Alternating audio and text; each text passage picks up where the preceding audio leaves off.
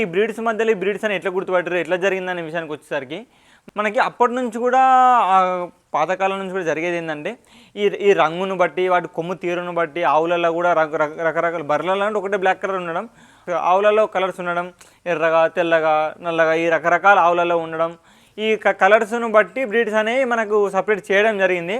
అదేక మనకి అంటే అప్పటి నుంచి కాలేదు, అంటే వాళ్ళు ఏం చేశారంటే అప్పట్లో ఆ కలర్స్ని బట్టి ఇది సెక్టర్ అని అనుకునేది అంతే. ఈ తర్వాత మనకు 19వ శతాబ్దంలోనే ఈ బ్రీడ్స్ అనేవి మనకి చెప్పడం జరిగింది.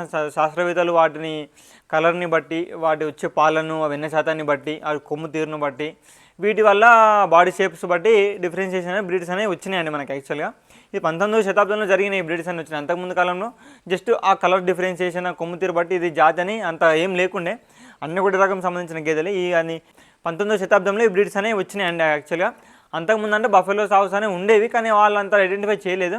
సపరేట్ పేరు, ఈ కొమ్ము తీరు బట్టి, బాడీ షేప్ బట్టి, కలర్ బట్టి, ఆ పాలలో వెన్న శాతం బట్టి ఈ జాతికి సంబంధించింది అనేది అప్పుడు డిఫరెన్షియేట్ చేయడం జరిగింది.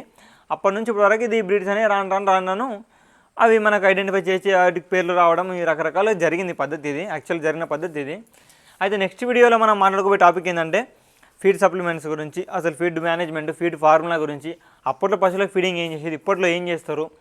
అయితే నాకు చిన్న సంకోచం ఉందండి ఇక్కడ, చరిత్ర తెలుసుకోవడం అవసరమే అంటారా? అయితే దీని మీద మీ అభిప్రాయం ఒకసారి కింద కామెంట్ చేయండి. అకౌంట్ని ఫాలో చేయడం మాత్రం అస్సలు మర్చిపోకండి. Thanks for watching guys. మీ విలువైన సమయాన్ని మాకు కేటాయించి వీడియో చూసినందుకు కృతజ్ఞతలు.